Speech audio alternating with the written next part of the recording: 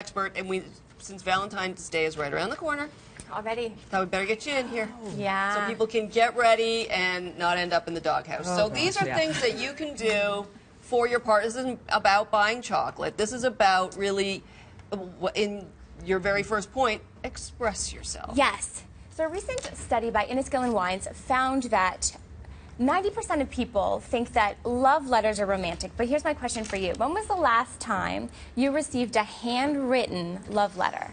I can't. I literally. Not a text.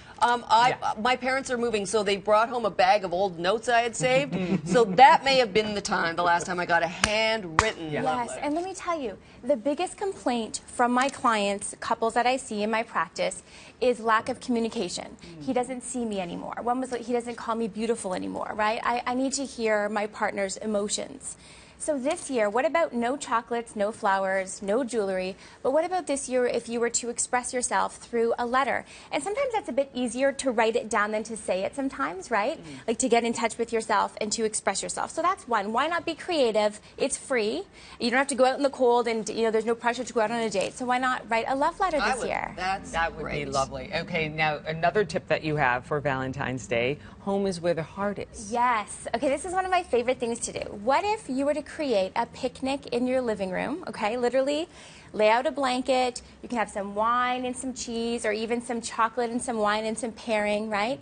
But it's all about creating the atmosphere and creating the experience. So I'm talking about music in the background, candles, dimming the lights, because we're so busy that we no longer connect in that way anymore. And what if you were to turn off your phone and not even look at the clock? Like, when was the last time you lost track of time with your partner? Like, do you remember in the beginning when you just it didn't matter what time it was?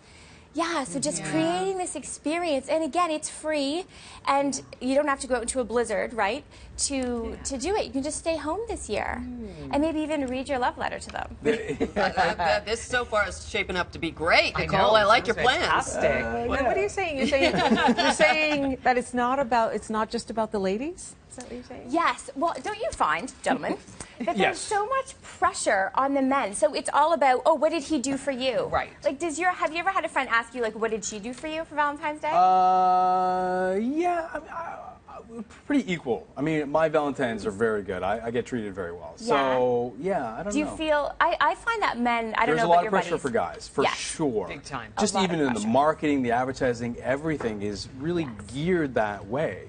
Big time. Makes sense. And the biggest complaint I find with my male clients is that they feel underappreciated and underacknowledged. It's like I can do nothing right. So what if Valentine's Day this year was just a reminder to love a little bit extra? And I know that sounds cliche, but I find that our love becomes really conditional. I love you when you help with the kids, and I love you when you do this, this, and this. And the rest of the time I'm criticizing you or nagging you, right? Doesn't that kind of like start happening? So what if you were just to be really cognizant that despite what happens today, I'm just going to love them through it and like hold down try my best. And it's interesting because we talk about Valentine's Day as that day when we need reminding, but this should be an everyday thing in relationships. Absolutely, yes. I mean, Valentine's Day, I like how it is like at least a reminder, kind of like a birthday reminds you of like, okay, where am I in my life? Yes. This should be a day like, where am I in my relationship? But you're right, it doesn't have to be a day where you flower them with, candy and chocolates and jewelry. Right. And then ignore them the rest of the year. But if you are going to give a present, try to make it personal. Yes. So this is the thing. I don't know about you, but I'll be at Shoppers Drug Mart and I'll see these men like swoop in and they just grab chocolates and gift cards and whatever's there and then swoop out just so they can say that they got something, right? It's like, here, I got you something. Like, don't complain. But what if you were to buy her that perfume that she's just waiting for it to go on sale? Or get him that book that he's been dying about. That's cool. Right? And he can join you in bed when you're reading. Yeah. Then that lends itself to learning your partner's communication style, right? Yes. Like really figure out who they are. And their love style. Because we tend to want to be loved in different ways. So just because you like lots of hugs, maybe your partner isn't really affectionate, but she needs to hear more words from you or have you home more. So keeping that in mind. Okay, I have a question for you, though.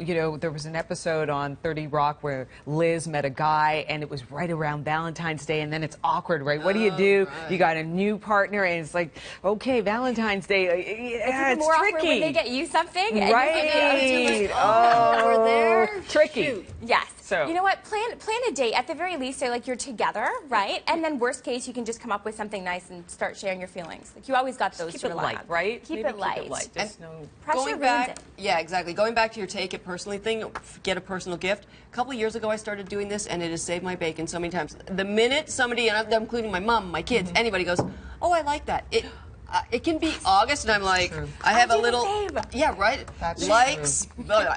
And then you can go back at birthdays and Christmas and just rifle through your notes. Exactly. And And with you phones, got it's so easy. That's very thoughtful. And then they're like, "Oh my gosh, I said that 6 months ago in passing." You're like, "I know, I really did." It seems super thoughtful, but what it is selfish because I hate wandering around in the stores for hours going, I don't know. Right. But So- smart strategy. So though. instead, I just write it down, and I feel like this is my cheat sheet. This is now I can just go efficient. done. That's And it takes you listening. It takes that effort to really understand your partner, or or your friends, or really just to understand and listen to what they want and what they do, and surprise them when it's necessary. Yeah, Yeah. get the cheat sheet. Getting rid of the pressure and making it personal. Thank you so much, psychotherapist Nicole McCants. Good to see you.